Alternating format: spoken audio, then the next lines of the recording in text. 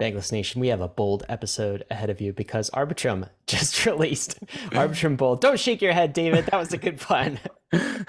We're talking about the decentralization of layer twos. It's a process. It's a continuing journey to make our layer twos more and more decentralized over time. And this has been the next bold step. Don't kill me, David. God damn it. All right, what are we covering today? Well, you said it. We're covering Arbitrum Bold. Yes. I think I'll call this a gym badge for Arbitrum. Arbitrum has won a gym badge. What's a gym badge for people who don't lift, David? How do you win a gym badge? No, that's a Pokemon reference, brother. Oh, okay. And so Layer 2 Beat, layer2beat.com. It's a site that kind of gives a grade of security across all of the layer 2s. And Arbitrum is not live yet. It's going to be sent for DAO proposal, and you would imagine that the Arbitrum DAO would approve it. And upon approval, there is going to be a yellow slice on layer 2 beat that turns into a green slice. This is the level of analysis that listeners come to Bankless for. So we're going to open up. Yeah, so we'll talk to Ed and Raul from Arbitrum about the show, about this particular risk vector to layer 2s, as well as the rest of the other slices that need to turn green. But Arbitrum, importantly, not only is getting a green slice on a particular variable that makes up a layer 2, a critical component, but they are also the first layer 2 to get this green slice, which is why we're doing the show today. That seems pretty important. I think we're also going to talk about this idea of staking. Maybe not staking ETH, though, which we love to talk about, but maybe the ideas of staking the ARB token. What does that even mean? What could that look like? When could that happen? David, what's the overall context for this? I feel like we're very much in kind of layer 2 season right now. What's the meta around layer 2s? Yeah, I'm making a claim, but I claim that this incoming bull market is layer 2 led. And there are only a few players that are really pushing that frontier, Arbitrum being one of them, certainly. And so paying attention to layer 2s that are pushing the frontier, that are developing first, that are collecting their layer 2 beat gym badges, I think is the thing to pay attention to. That is the signal amongst the noise. All layer 2s have their own SDKs. We've talking about the OP stack frequently. Arbitrum has their orbits. And then in an additional innovation out of the Arbitrum Sphere stylus, all of these things fit together. There's a story to be told here. So while we unpack the story about Arbitrum Bold and what it means for the Arbitrum layer 2, there's also other peripheral topics at hand that all induce a conversation about the growing influence of the layer 2 ecosystem. But first, before we get into this episode, we disclose, as we always do at the beginning of Bankless, a podcast. Arbitrum is currently a Bankless sponsor. I am an investor in Arbitrum. Both David and I own assets in lots of layer 2s. Just a reminder, we're long-term investors. We're not journalists. We don't do paid content. There's a link to all Bankless disclosures in the show notes. David, we're going to have Ed on the podcast, who is a co-founder of OffChain Labs. I'm not sure if we mentioned that. Also, Raul Jordan, they'll be on in a second. But before we do, we want to thank the sponsors that made this episode possible, including, maybe most importantly, our strategic exchange partner for 2023. That is KRAKEN. Go create an account. KRAKEN Pro has easily become the best crypto trading platform in the industry. The place I use to check the charts and the crypto prices, even when I'm not looking to place a trade. On KRAKEN Pro, you'll have access to advanced charting tools, real-time market data, and lightning-fast trade execution, all inside their spiffy new modular interface. KRAKEN's new customizable modular layout lets you tailor your trading experience to suit your needs. Pick and choose your favorite modules and place them anywhere you want in your screen. With KRAKEN Pro, you have that power. Whether you are a seasoned pro or just starting out, join thousands of traders who trust KRAKEN Pro for their crypto trading needs. Visit pro.kraken.com to get started today. Introducing Polygon 2.0, the value layer for the internet. For too long, the limitations of blockchains have held back app development and stifled user adoption. The internet allows anyone to create and exchange information. What's missing is a value layer that lets anyone exchange, store, and program value. That's where Polygon 2.0 comes in. Polygon Labs has unveiled a series of innovations that will radically alter the Polygon ecosystem and Web3 as a whole. By leveraging groundbreaking ZK innovations, such as Polygon ZK EVM, the next iteration of the best in best-in-class Plonky 2 proving system, and a first-of-its-kind ZK-powered interoperability layer, Polygon 2.0 will give users and devs unlimited scalability and unified liquidity. Right now, there is a Polygon improvement proposal regarding a potential ZK-powered upgrade of Polygon Proof of Stake. If approved, Polygon Proof of Stake would become a Layer 2 ZK EVM Validium. So make your voice heard on this proposal by joining the Polygon Discord today. You have a chance to help the Polygon community give the internet the value layer it deserves. Are you planning to launch a token? Is your token already live? And are you granting your employees and contractors vesting token awards? And are you trying to figure out how to take care of taxable events for your team? TOKU makes implementing a global token incentive award simple. With TOKU, you will get unmatched legal and tax support to grant and administer your global team's tokens. TOKU will help you navigate across the lifecycle of your token, from easy-to-use pre-launch token grant award templates to managing post-cliff taxable events with payroll. For legal, finance, and HR teams, it's a huge complex task to have to comply with labor laws, payroll and tax obligations, tax reporting, and crypto regulations in every country that you employ someone. It's difficult, time-consuming, manual, and costly, and it's drawing more attention from global regulators and governments. TOKU makes it simple for leading companies in the space: Protocol Labs, Hedera, Gitcoin, and many more. So if you want some help navigating the complex world of token compliance, go to toku.com/bankless or click the link in the description below. Bankless Nation, I would love to introduce you to Ed Felten, a co-founder of OffChain Labs, the organization that created Arbitrum, and Ed's first time on the show. Ed, welcome to Bankless. Thanks for having me on. In addition to Ed, we also have Raul Jordan, one of the co-founders of Prysmatic Labs, the Ethereum consensus client, which not too long ago got acquired by OffChain Labs. Raul, welcome back to the show. Hey, good to see you all. So it's always good when a layer 2 comes back onto Bankless, because that means something's happening. The devs are doing something. Are y'all feeling extra bold today or what? How's it feel to be inside the Arbitrum ecosystem lately? Ed, I'll start with you. Super bold. There's a lot happening. We've got Bold, we've got Stylus, which is our EVM Plus technology. We've got Arbitrum Orbit chains getting built, and a lot of amazing things in the pipeline. So it's a fun time to be doing this stuff. Certainly, yeah. And one of the main reasons why I wanted to do the show with you guys is there are two worlds in crypto right now: the pro layer 2 world and the anti layer 2 world. I think it's pretty safe to say that Ryan and I firmly fall in the pro layer 2 camp.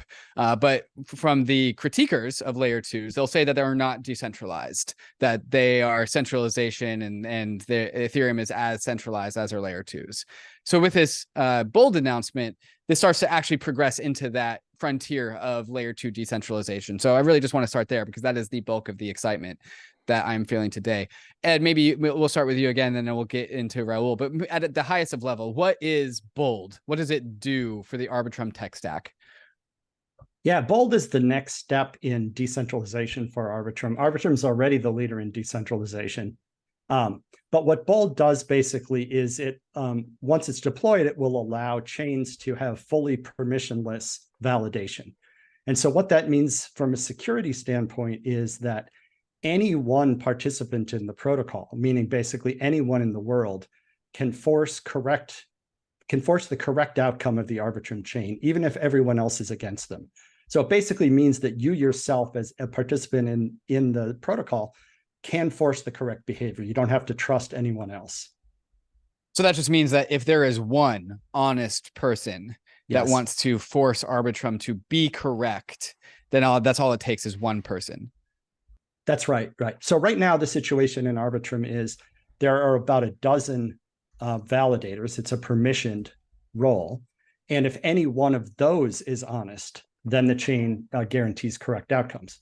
So the big change with Bold that Bold makes possible is to open that up and make it permissionless, so anyone can force correctness. I have a follow-up for you here, Ed. So this term decentralization gets bandied about a lot, and has been bandied about for a very long time across crypto. And it's almost become kind of like a purity test. Are you decentralized or are you not? And what I've always struggled with that particular word is it's often poorly defined. It's very subjective and not objective. One thing I've really appreciated about this cycle, at least with respect to layer 2s, is we have a bit more of an objective measure. And I don't know if this is the perfect measure, the only measure. I will say that it's kind of my measure, because it feels like it works. And that is the measurement on layer 2 beat.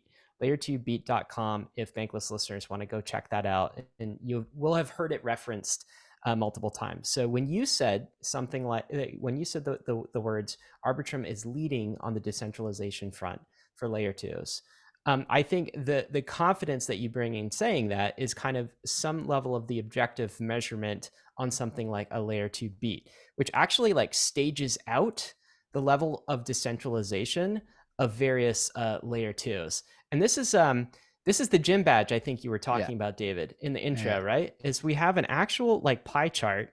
And for Bankless listeners who are listening to this and can't see this, again, go to layer 2 beat, go click on Arbitrum, or go click on the layer 2. Look at the risk analysis here. There's 5 slices of the pie here that we need to turn green, essentially. So right now, in green, Arbitrum has data availability, proposer failure, sequencer failure. In yellow, Arbitrum has upgradability and state validation. Okay, you're ahead of some of the other layer 2s. So Arbitrum right now is in stage 1. Some of the other layer 2s are still in stage 0 of achieving those slices of the pie. Can you just set the context for this pie? First of all, do you think that this is a reasonably good measure? And can you tell us about these various slices of the pie? Sure.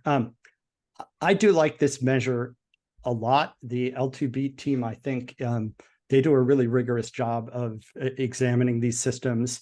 They give us a hard time when we mess up, as which is fair. And I think they are sort of the most authoritative source about the security or decentralization state of various L2s. So there's 5 slices in this pie, and these are 5 different areas in which we, as in developing the Arbitrum technology, have striven to provide decentralization or security. I really think of, as you said, decentralization. There's a lot of words said about that. At the end of the day, it comes down to security. Who are you vulnerable to if you use this technology, and how? And that's kind of what these 5 slices are about. These are different ways in which a technology might make its users vulnerable or might fail to provide enough protection to its users. And each one is rated by L2 beat as red, yellow, or green. And so we can run through sort of what the 5 areas are. Yeah, and I'll start with sure, great, okay. And I'll start with the ones where Arbitrum is green. The one on the top is data availability, right? So basically what that means is there some party who can withhold information from you about what actually happened on the chain in a way that could put you at risk? And that's green on Arbitrum because Arbitrum posts your data on Ethereum as call data. And because Ethereum call data is available to everyone in the world always, Arbitrum gets a green on that. So the mere act of posting to Ethereum turns this green because of the properties of Ethereum. Since no one can censor or turn off Ethereum, you automatically just get this green slice. And this is also why, just a quick note, why 4844 is so important, because that call data is a big cost to the Arbitrum layer 2, and 4844 makes that cheaper. And so Arbitrum already has the green slice, and that green slice is about to become cheaper with 4844. Exactly, right.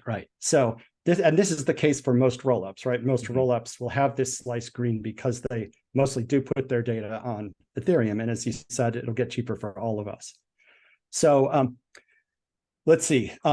If we move around to the lower right to proposer failure, proposer basically is a party who is, proposers are the parties who are, who basically make blocks in the system. And the question there is there something the proposer can do, either by being malicious or just by crashing, that can stop the chain from being correct or from making progress? And again, here Arbitrum is green because we have built the system in a way, or designed the system in a way that that's not subject to those sorts of problems. Lower left is sequencer failure. A lot of these systems have sequencers.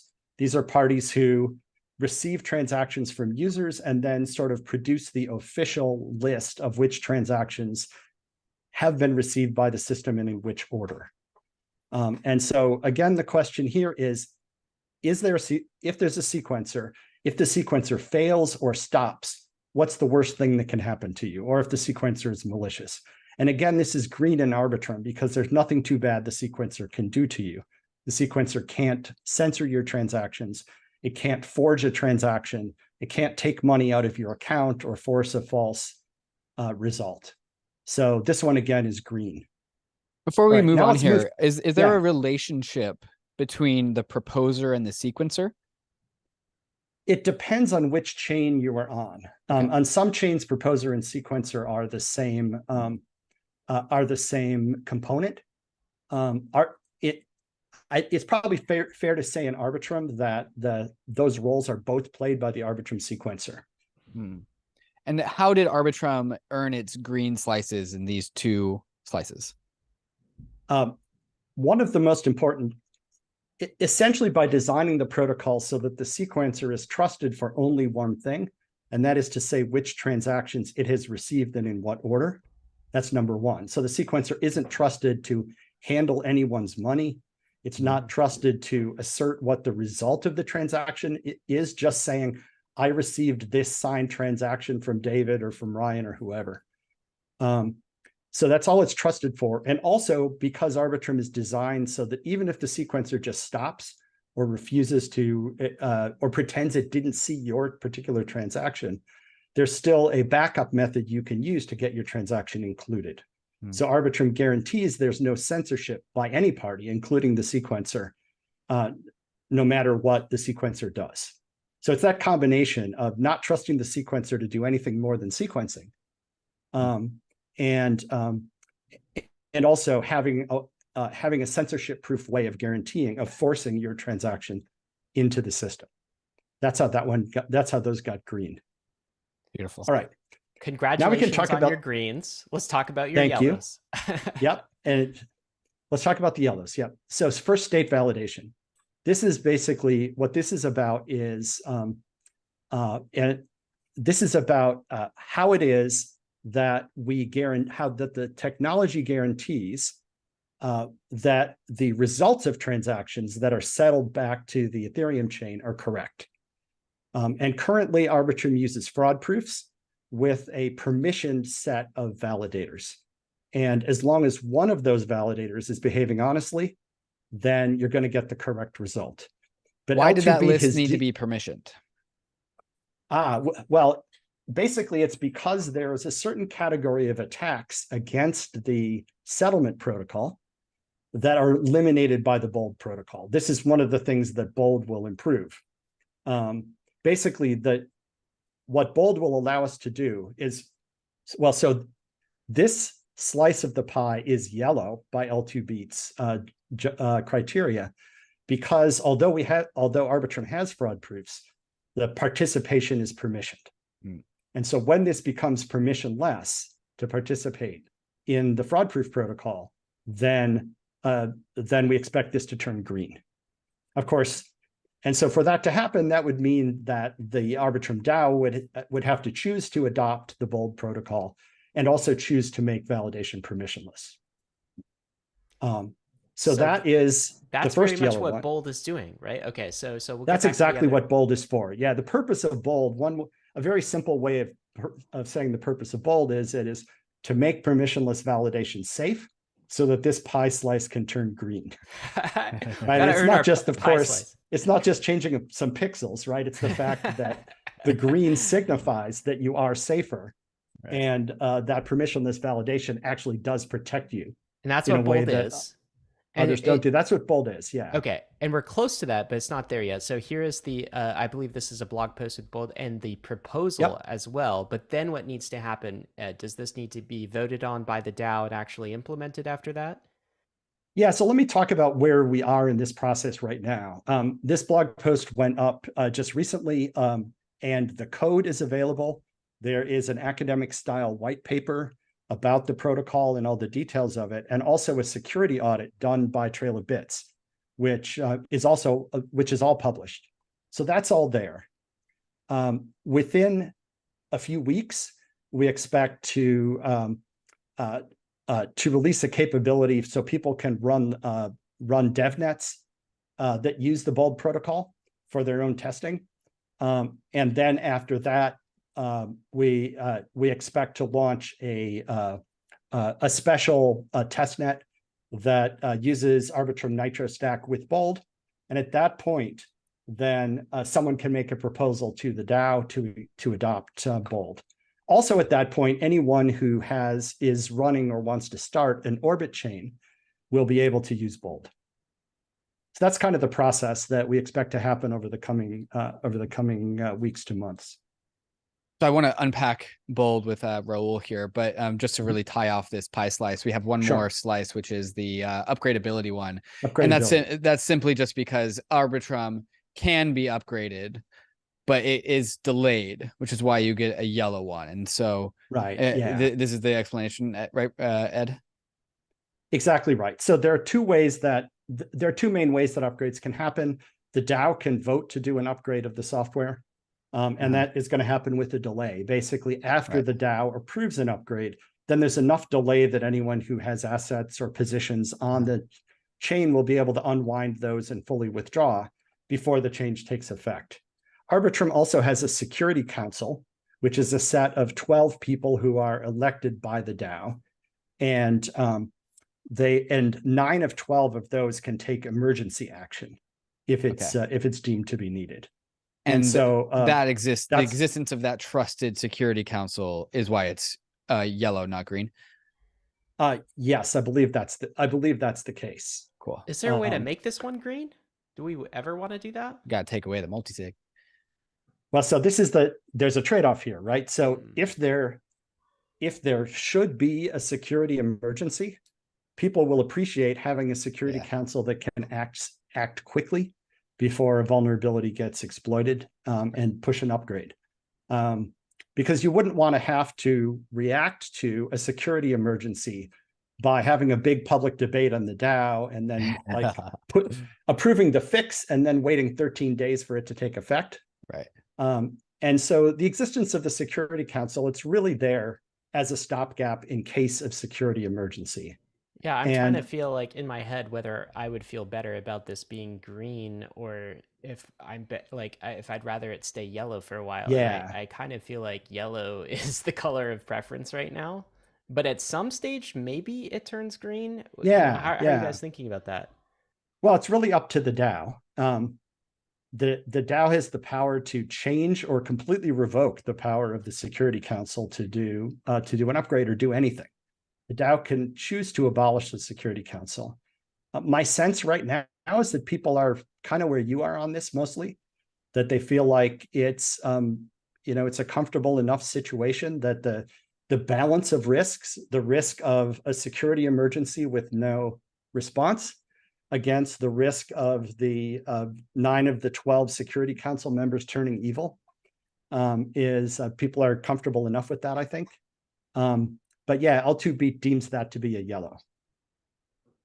Okay, Raul, I want to bring you into this conversation because I want to turn into, now that we have gone around the sphere of the pie slices, we want to dive into Bold because, again, like I said in the intro, this is the frontier of layer 2s right now, is permissionless validation. And so, Raul, can you just unpack Bold for us? Like, what is the mechanism and what problem does it solve and what does it provide to Arbitrum? Absolutely. So I guess I want to take a step back as well, because we're talking a lot about badges and kind of things that we kind of want out of a protocol, but like why do we want these things really? Like why is it really important? And I think basically summarizing many years of Ethereum scaling efforts. The way we started is basically, okay, you want to scale Ethereum. There's a few different ways you can do that, right? Layer 1 is slow and needs to be slow for many reasons, needs to be secure, decentralized, censorship resistant. And you can start by building side chains where maybe you bootstrap your own set of validators or your own kind of consensus mechanism. So over the years of research, very smart folks, including Ed here, they thought that, hey, like, why don't we just use the security of Ethereum that's provided to us instead of bootstrapping our own chain to kind of do something? So instead of people launching their own brand new chain with a small group of validators, we can leverage Ethereum's decentralization and security.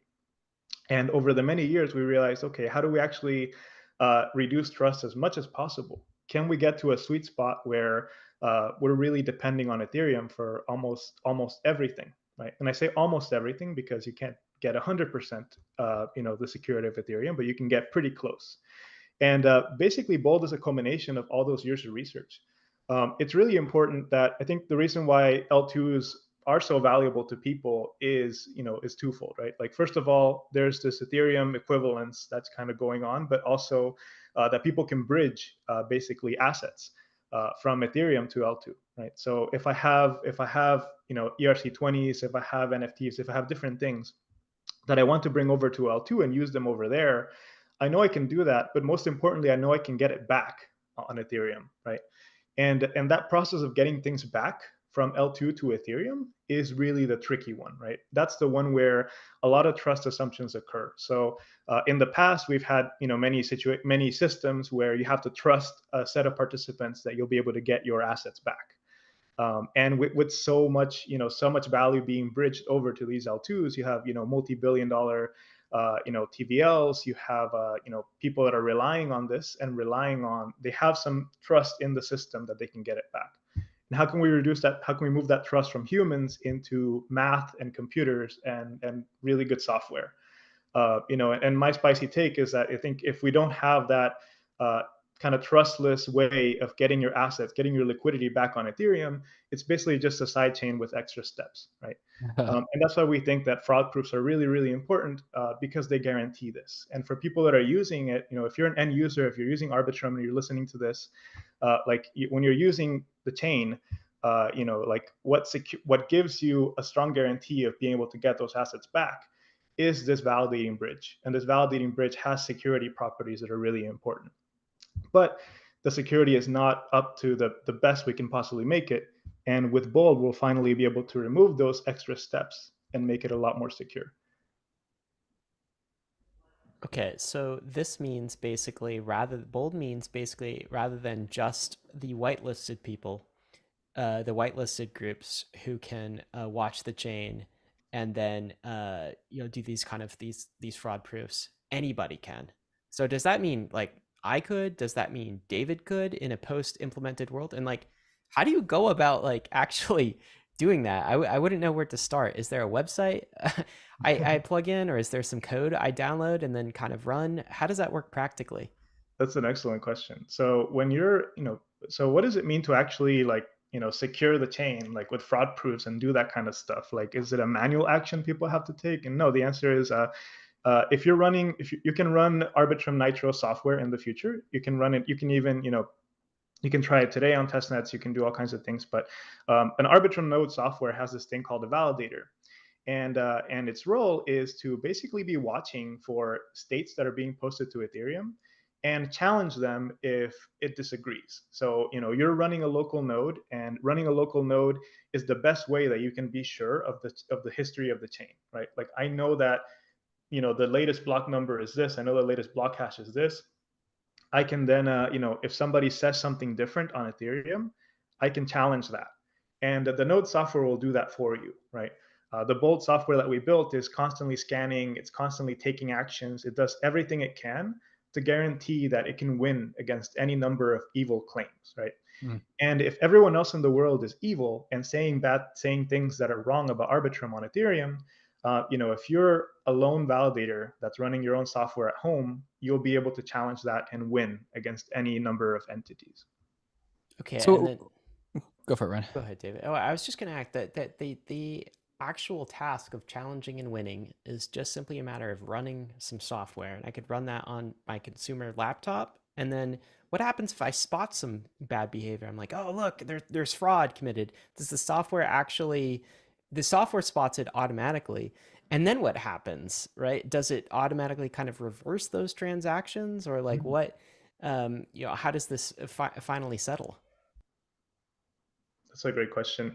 There are multiple steps towards what's going on the L2 node and what's going on with Arbitrum and Ethereum, right? So what this Bold protocol is doing is helping the settlement process on Ethereum. So transactions are posted to Ethereum from Arbitrum via the proposer, the batch poster, all the time. So there's constantly data being pushed to Ethereum, but it's only after a period of 7 days in which basically these transactions can be confirmed on Ethereum as being valid, right?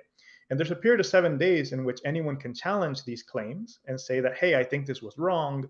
We need to do something about it, right? So the node does not, during the settlement process, the node does not necessarily like roll back transactions. It doesn't affect the state of the L2 node. It affects what Ethereum sees as the correct Arbitrum state. Yeah. Yeah. Sorry, if I could jump in here. Of course.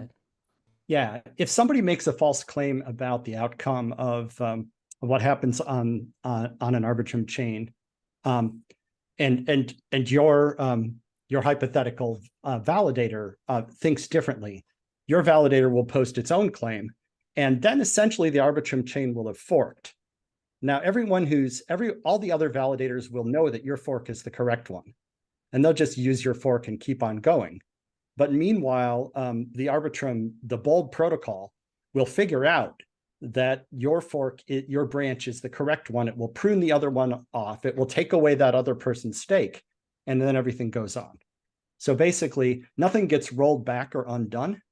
It's just that if there's a disagreement, the Bold protocol will operate in the background to identify all the bad branches of a fork, prune them off, take those staker stakes.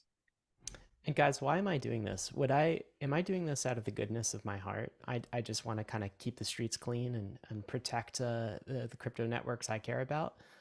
Is there so is it a public good, or is there some sort of other incentive at play here? I mean, there's a bunch of reasons people might do it, right? One is that you might just want to be a good citizen. If you're running an Arbitrum node already for whatever reason you might have, then it's really cheap to be a validator, because all the validator does is, your validator is already computing along and figuring out what's happening on the Arbitrum chain. All it needs to do is make sure that the claims that people are posting about that are correct. And so in the normal case, being a validator costs almost nothing if you're already running a node. Okay, so you might be just doing it for that reason. Yeah, there's no additional work, right? Yeah, that's right.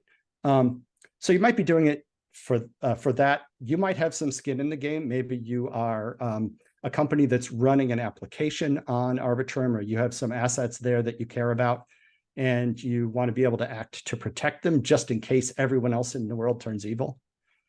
It also may be the case, we expect it to be the case, that the Arbitrum DAO will pay some parties to act as validators as well. Okay, so all of that makes sense then, and all we need, importantly, is one person, one single node to kind of sound the alarm, and that's all it takes. We're not talking about, as in with Ethereum, where we have like a 1/3 kind of threshold, we have a 2/3 threshold, different things can happen with the amount of ether staked. In this case, because it's proving something true or false, all it takes is one honest participant in order to sound the alarm. That's correct. That's one of the best security properties you can get, I think, in crypto, and that is really nice. You don't need this. You don't need this consensus assumption. You don't need all these kinds of things. And the nice thing also I like to add is that if this honest party, like let's say that you're the only honest person in the world that's defending Arbitrum, and maybe your computer dies or you go on vacation or something, right?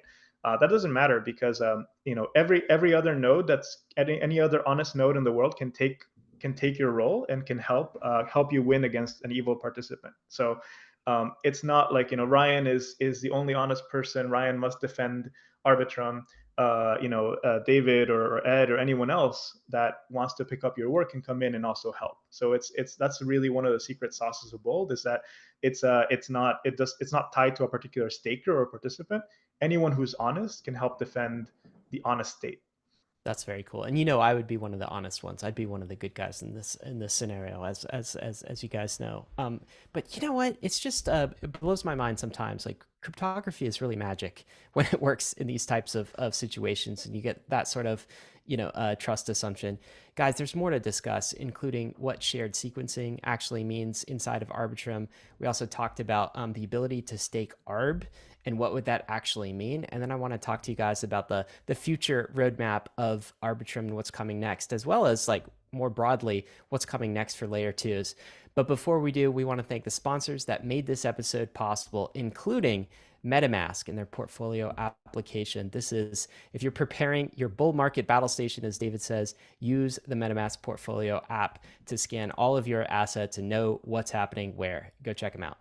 Are you a MetaMask user? Well, you're listening to Bankless, so of course you are. The wallet you know and love just got a whole lot better. MetaMask Portfolio is the ultimate one-stop shop for all of your crypto needs. It gives you a holistic view of your crypto portfolio across multiple chains and multiple addresses all at once. You can easily view and manage all your coins, tokens, and NFTs in one convenient place just by connecting your wallet. MetaMask Portfolio goes beyond just viewing your portfolio though. Inside the portfolio, you can do all the incredible money verbs that make DeFi so powerful. You can buy, swap, bridge, and stake your crypto assets with ease. It's like having a powerful battle station for all your DeFi moves right at your fingertips. So if you're looking to do more in Web3 your way, MetaMask Portfolio is the answer. I already know that you have a MetaMask wallet, so go check out your MetaMask portfolio. Learn more at metamask.io/portfolio.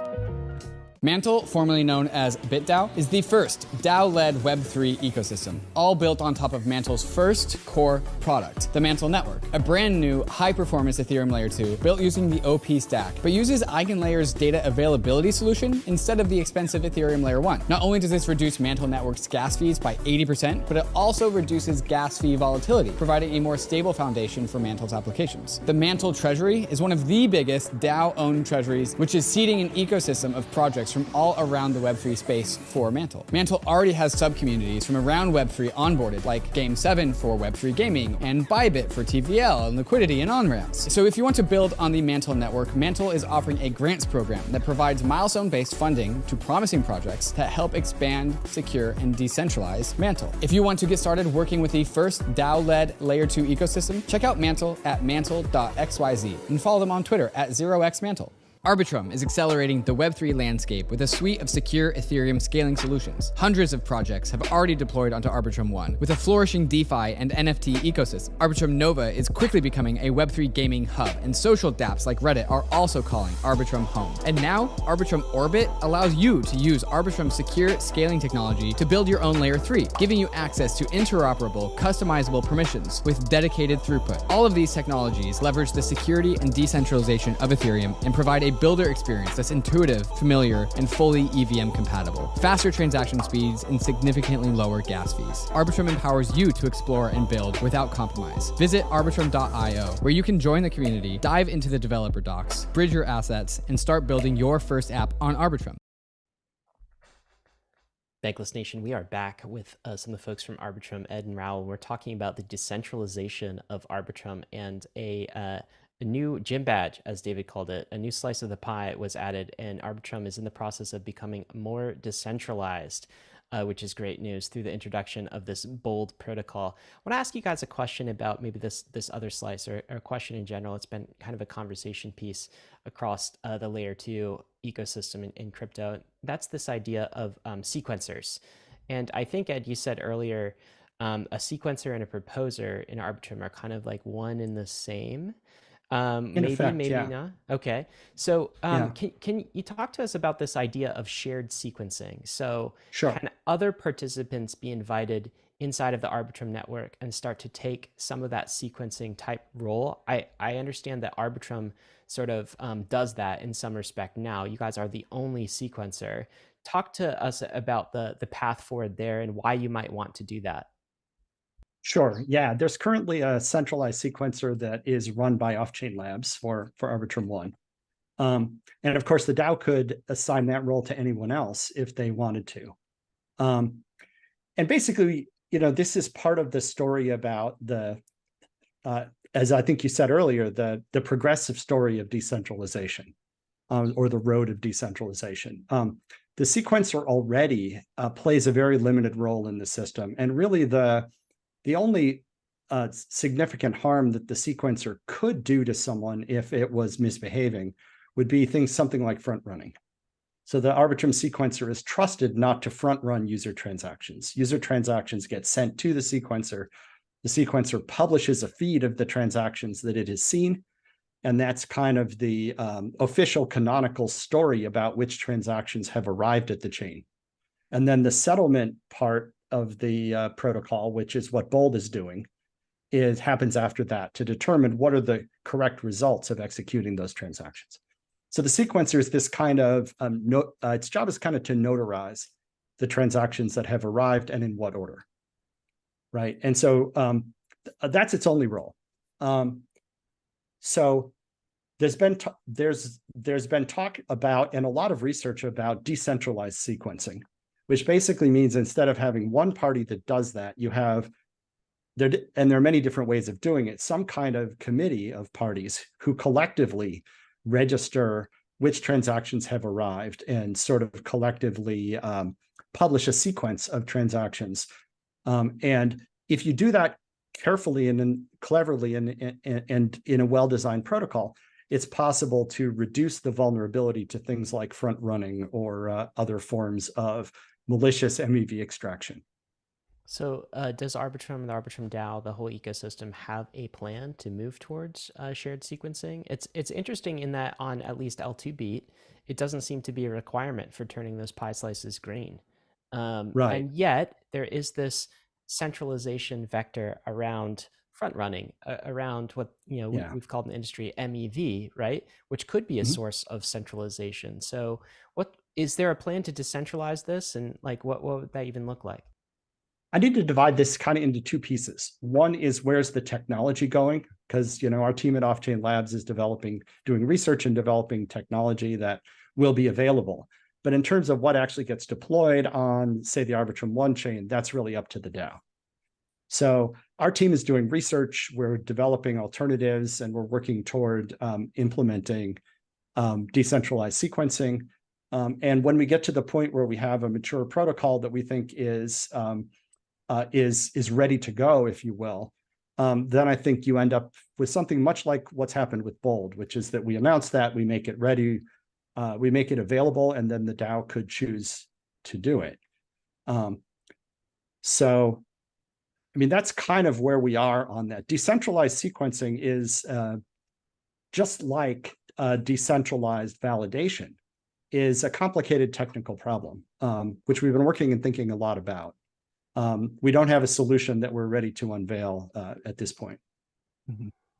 I do want to hop backwards in the conversation. I had some technical difficulties, and so I lost the finishing of the Bold conversation. But Raul, I want to throw this one back to you. Ed here said the Bold protocol, and also like we have this new thing that we're implementing into Arbitrum that allows for permissionless validation.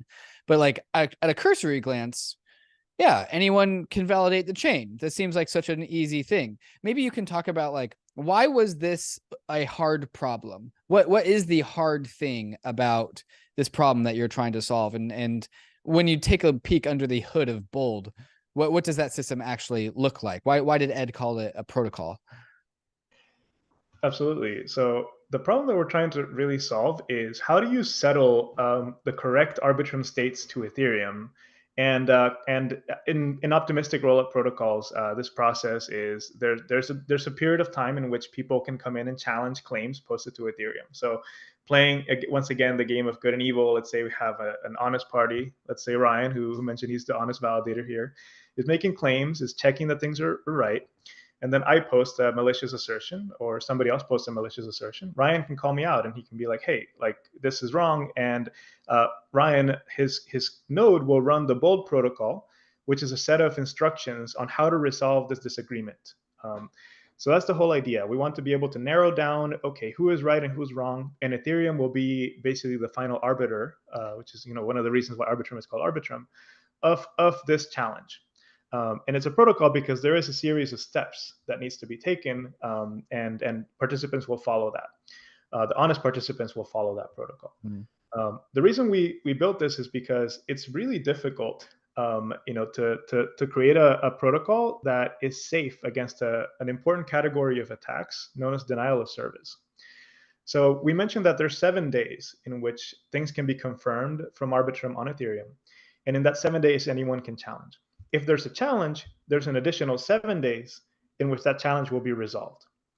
However, today, evil parties can continuously spend money. They can basically spend, and basically spam and cause a lot of problems, so that things are never confirmed. So the challenges go on forever. The 7 days just never run out. They just submit another proposal, and then all of a sudden the 7 days just resets, and then we were 7 days until the end of time.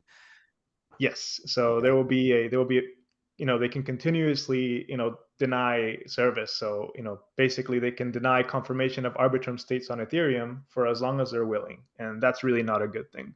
Okay, so that is the problem. That is why permissionless validation is not just this trivial thing. We have to solve this one problem, which Raul just articulated. Right. They had to, in the prior protocol, and as far as we know, in all of the settlement protocols that have been published by anyone so far, you have these delay attacks where an adversary who's willing to sacrifice a lot of stakes can cause a lot of delay. And the thing that is new, the thing that the Bold protocol achieves that other ones haven't, is the ability to eliminate all false claims in essentially constant amount of time, in essentially constant bounded amount of time, no matter how many false claimants there are. So if it's just Ryan's correct claim against like Raul and his 999 civils, all making separate claims, with Bold, Ryan will be able to defeat all of the Rauls with only one extra week of delay, one extra challenge period of delay. And that's the thing that is unique about Bold. Mm-hmm. And that's why it is safe to allow permissionless validation, because you don't have to worry anymore about these sort of Sybil attacks or just like a swarm of evil stakers. Previously, protocols tended to use a sort of tournament style, where if there were a bunch of competing claims, you would pair them up and they would sort of fight each other one by one, and then the winners would advance to the next round and so on. And here, instead of using a tournament style, you have just like one giant fight where they all fight against each other. And just as quickly as a one-on-one fight would have been before, this is an all against all fight where one will be left standing at the end. And that's something that's unique about the Bold protocol, is the ability to have that all against all fight that gets over, regardless, in the same amount of time, essentially, regardless of how many combatants there are. I'm fearful that if I ask for more technical details, we're going to start to get really nerdy really fast. That was a fantastic. Oh yeah, we can. A metaphor though, a metaphor, Ed. Raul, is there anything else you want to add on to Ed's metaphor there? Yeah, it's a battle royale basically, and it's really easy to win if you're honest. If you follow the honest state of the chain, you're going to win at the end, and that's it. And I think that's also there's two sides to the coin. It's really nice because that property discourages evil parties from even participating at all, right? Like, why would you participate if you're always going to lose against somebody who's honest? So a dispute about Arbitrum state should be rare, right? Unless you're willing to lose something, right? When you make a claim, when you participate in a challenge, you have to put up some stake, and that can get taken away if you're wrong. So why would you participate in the game that you will always lose? And yeah, it's basically a battle royale, and honest party always wins. Yeah, so the mere threat of the Bold protocol, the existence of the Bold protocol, is the threat that likely deters perhaps the majority of attackers that are interested in attacking Arbitrum. Is there like a licensing conversation or an open sourcing conversation of the Bold protocol? Is this a system that other layer 2s can incorporate? What's the conversation here, Ed? Yeah, the Bold code is licensed as the same as Arbitrum Nitro, which means that it's a business source license. That means you can use it for any non-production use, but also that you can launch an Arbitrum Orbit chain that settles to one of the DAO's chains. permissionlessly. So it's the same as any other Arbitrum code. So with Arbitrum Bold, right, we will have, once that's implemented, we'll have collected another pie piece for layer 2 beat. And so that's great. And we're going to wait for a while on the upgradability thing. Is that it? Are we done? Have we decentralized our layer 2s? I know there's some shared sequencing stuff to do, but we actually got this question recently from the Bankless community, which is how secure are my assets and activity on a layer 2? And the question is that equivalent security to Ethereum mainnet, is the overarching question. And I feel like that's what the community really wants to know, is are the things that I'm doing on layer 2, is that equivalent from a security perspective to layer 1, to mainnet? How would you answer that? I'll throw it to Ed first and then Raul. Sure. So let me talk about what assumptions you need to make in order to get to the point of deciding that your assets are as secure as Ethereum. Well, so first of all, you need to assume that Ethereum is secure, because layer 2s are built on top of Ethereum. If Ethereum goes bad, then the layer 2s have a problem anyway. But you asked, when will it be as secure as Ethereum? So let's talk about other assumptions. So one assumption you need to make is that for Arbitrum is that there's at least one validator who is honest, participating in the validation protocol currently, or the Bold protocol once that is put in place. If what you want is a guarantee of non-censorship and correct outcomes and progress, then you're there, but with a caveat, right? The caveat is that the L2 consists of a bunch of other software, and you need to worry about whether that software has bugs, right? Just like any software that you're relying on. And so, as a development team, we do our best in this area.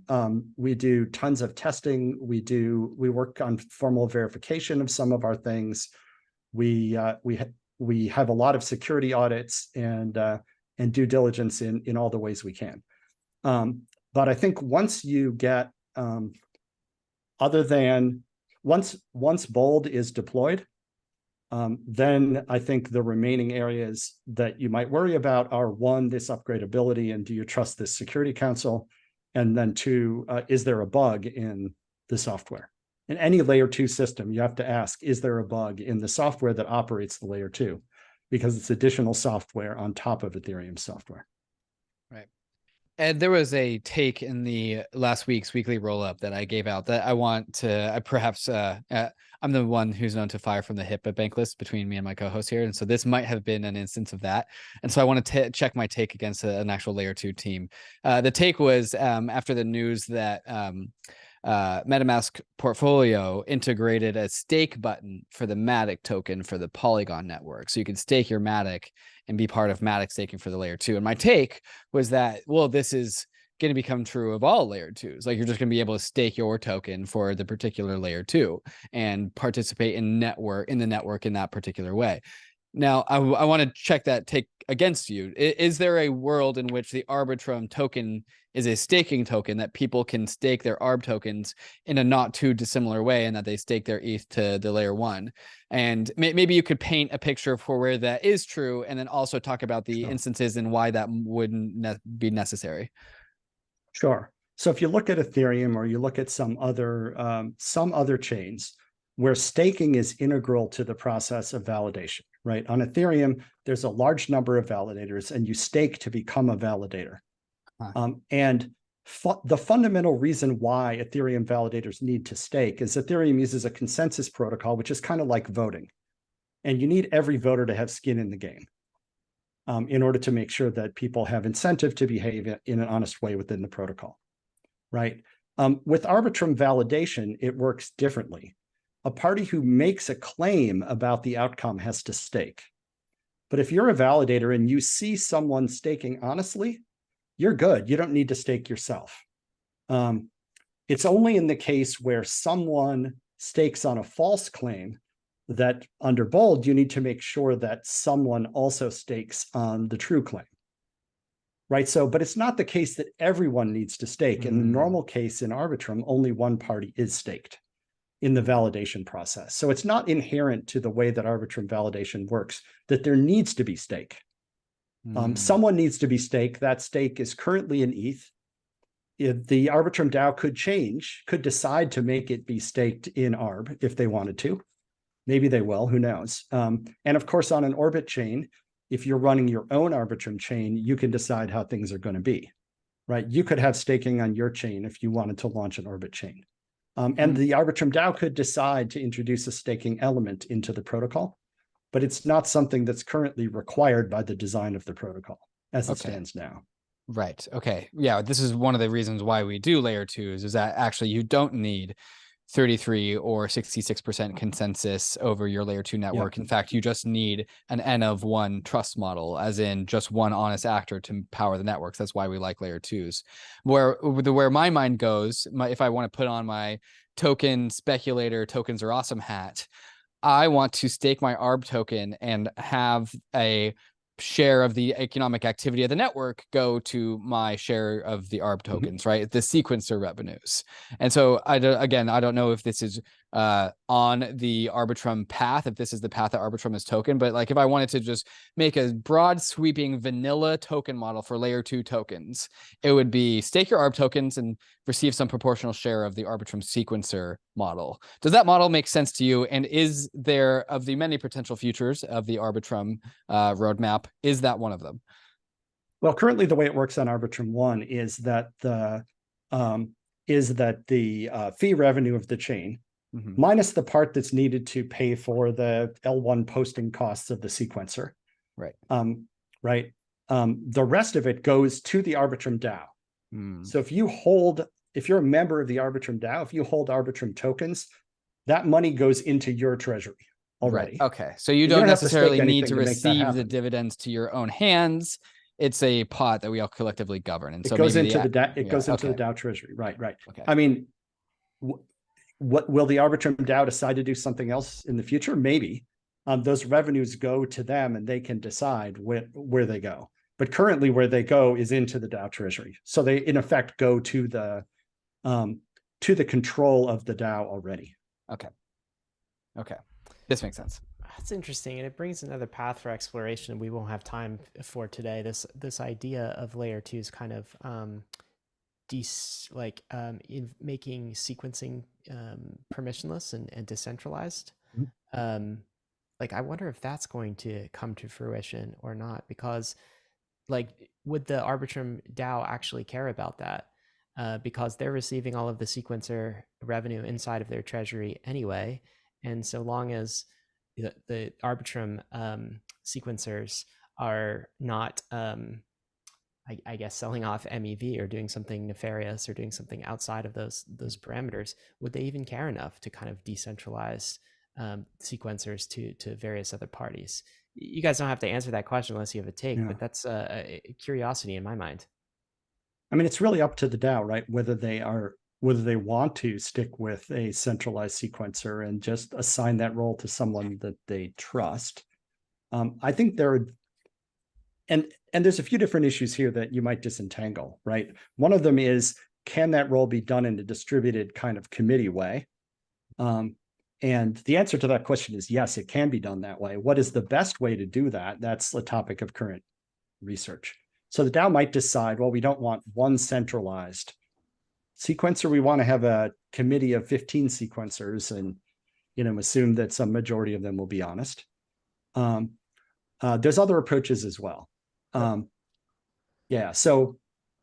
it's kind of an open field, and it's really the DAO's decision as to what they want. As a research team, we are figuring out how to do committee-based sequencing, because that's what we do. We develop tech, and then because we think that at least some orbit chains will want it.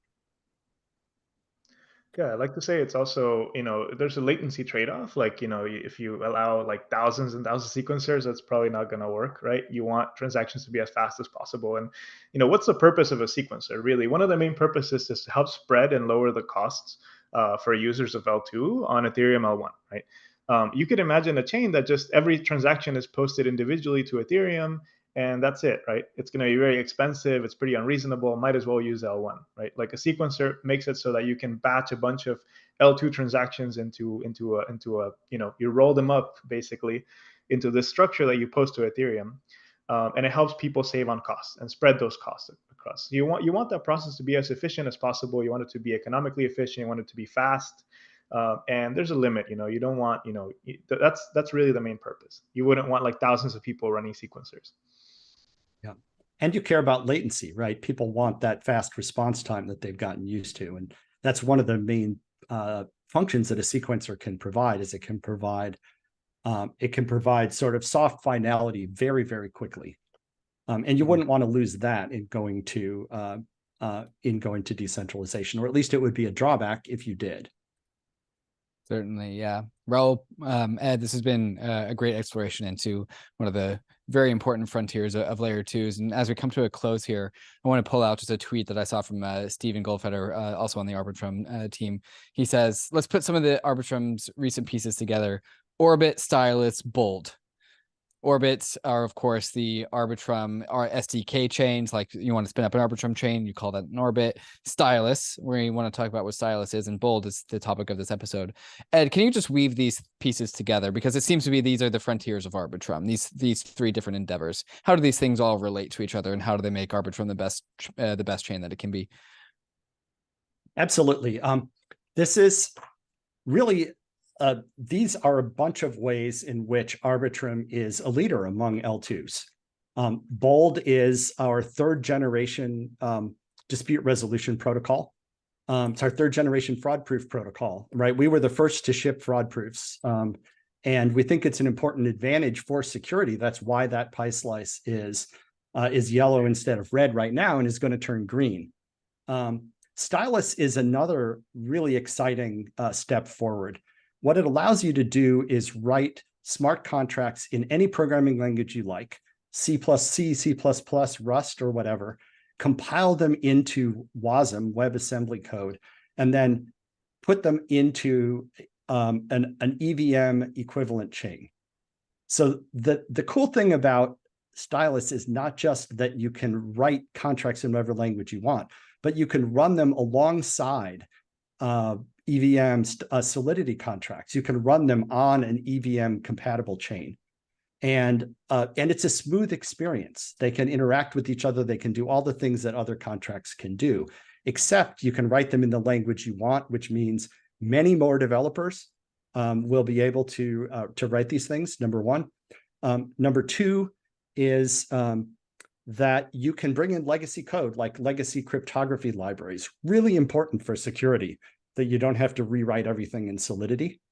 And of course, much better performance because WebAssembly has inherently better performance than EVM. So without giving up all the benefits of being Ethereum compatible, this just opens up a whole new front in the task to make really general purpose programming on blockchains possible.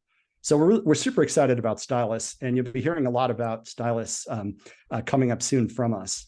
And then, of course, Orbit is the technology that allows you to have your own chain, to customize it the way you want, and to take advantage of everything that Arbitrum has to offer. This stuff is available on Arbitrum 1 and the Arbitrum Nova chains, right? From the DAO chains that have a lot of usage, a lot of liquidity. But you want your own chain, great, you can have this too. And that's kind of the Orbit piece. So it's all about sort of making this technology safer, making it more general and flexible, and making it available to everybody. This is so cool, guys. And just one final question as we close, maybe this one for Raul. I'm wondering, Raul, if you could kind of zoom out for a second and give us some perspective on Ethereum's overarching roadmap, the scalability roadmap. I remember when you first popped on my radar, it was like 2018. There was this existential question for Ethereum. It felt like the Ethereum roadmap was kind of floundering, like we weren't going to make it, like sharding, what was happening there. And then you and some co-founders stood up and you said, I got this. We're going to build the beacon chain. We're going to call it Prism. We're going to, deliver on that. And now here you are, you've done that delivery. And now you're working on scaling Ethereum in a new frontier, which is this kind of layer 2 frontier. How are we doing? How's Ethereum doing according to like its overarching roadmap? Like rate our progress. Where are we? Ethereum is way bigger than any one person. Ethereum core development is at this point, which is amazing. It's not something that I could have said confidently, even like, say 4 or 5 years ago. But the state that we're in right now, with so many different teams, so much quality, stability of software that's gotten better. We've gotten through proof of stake. It's awesome. And I think the Prism client, which runs still a large portion of Ethereum mainnet today, is a project here at OffChain and at OffChain Labs. And it's really cool that we get to have all kinds of discussions about Ethereum L1 roadmaps and L2 roadmaps under the same umbrella. We've learned a lot mutually, and I think it's been really good. We like with what's coming up next, with say like EIP 4844, making things cheaper for rollups. Like that's the first upgrade in which Ethereum really enshrines like the things that it's doing for rollups, because it sees rollups as the way forward. It sees L2s as the way to scale, not just execution, but just like end user activity, and cement itself as kind of like this premier, like censorship resistant, like data availability chain that's the biggest out there, the most secure out there. And yeah, I think Ethereum is really figuring out its identity, I'd say, since the advent of these upgrades that are enabling L2s. And we'll see that a lot more. I think a common criticism, even that I had was, what is Ethereum's identity 4 years ago? And I think now it's becoming a lot more clear in my eyes. So that's, we're in a good direction. Really happy with, obviously with how the merge went, with how things are running. And we'll just, we'll see what comes next. Very exciting. You guys are doing That statement from Raul just now should hit extra hard as somebody who was formerly, and actually still is, a layer 1 client dev, and now also a layer 2 dev as well. So Raul's been around the layers. Well, great. I'm ending this episode with a smile. Very, very bullish on what we're doing on across the Ethereum ecosystem and scaling this out. So, Ed, Raul, thank you so much for joining us today. Thanks for having us. Yeah, thank you all.